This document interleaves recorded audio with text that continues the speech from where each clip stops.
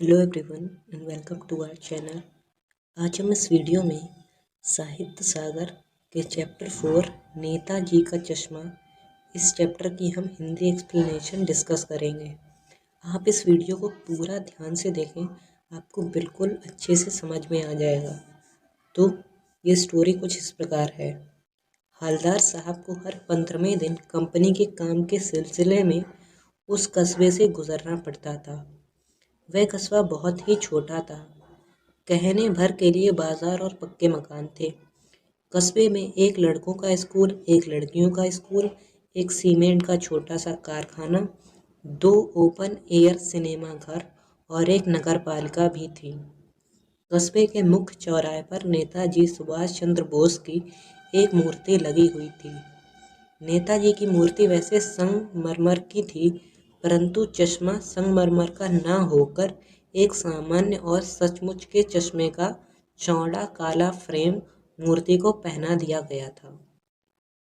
हवलदार साहब जब पहली बार उस कस्बे से गुजरे और चौराहे पर पान खाने रुके, तभी उनका ध्यान उस मूर्ति की तरफ चला गया था कि क्या आइडिया है, मूर्ति पत्थर की लेकिन चश्मा रियल।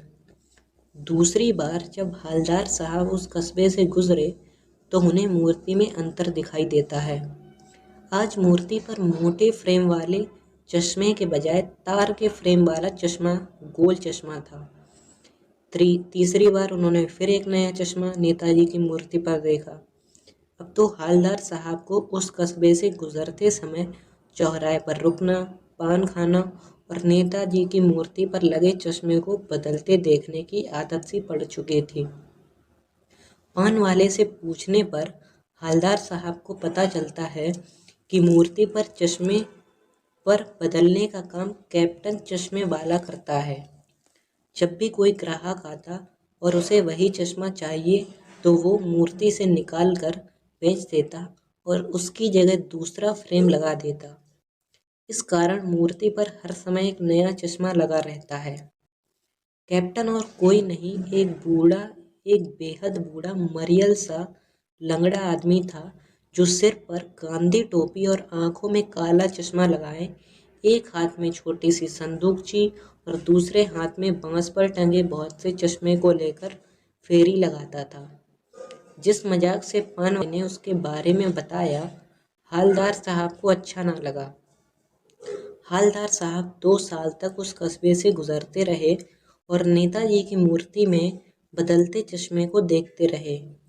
कभी गोल चश्मा होता तो कभी चौकोर, कभी लाल, कभी काला, कभी धूप का चश्मा, कभी बड़े कांचों वाला, कभी गोल गोल चश्मा।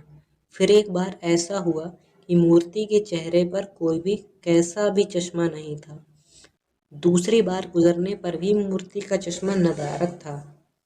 पान वाले से पूछने पर पता चला कि कैप्टन की मृत्यु हो गई। कैप्टन की मृत्यु की खबर सुनकर हवलदार साहब मायूस हो जाते हैं। उन्हें लगता है कि अब कहाँ कैप्टन जैसा देशभक्त होगा जो नेताजी की मूर्ति को बिना चश्मे के देख पाए। अतः हवलदार साहब ने फैसला ले लिया कि अब के बाद वे इस कस्बे से गुजरते समय वे यहाँ ना तो रुकेंगे और ना ही पान खाएंगे। यही निर्देश उन्होंने अपने ड्राइवर को भी दिया। परंतु आदत अनुसार कस्बे से गुजरते समय उनकी आंखें मूर्ति की तरफ मुड़ ही जाती और मूर्ति पर चश्मा देखकर आश्चर्यचकित भी हो उठते हैं। ड्राइवर को तुरंत रुकने का निर्देश देते हैं और मूर्ति की ओर बढ़ते हैं तो क्या देखते हैं, बच्चों द्वारा सरकंडे का चश्मा नेताजी की मूर्ति पर लगा हुआ था। हवलदार साहब ये देखकर भावुक हो उठते हैं और उनकी आंखें भर आती हैं। अब इस स्टोरी का एक कंक्लूजन, जिसे हम सारांश कह सकते हैं, प्रस्तुत कहानी द्वारा समाज में देश प्रेम की भावना को जागृत किया गया है।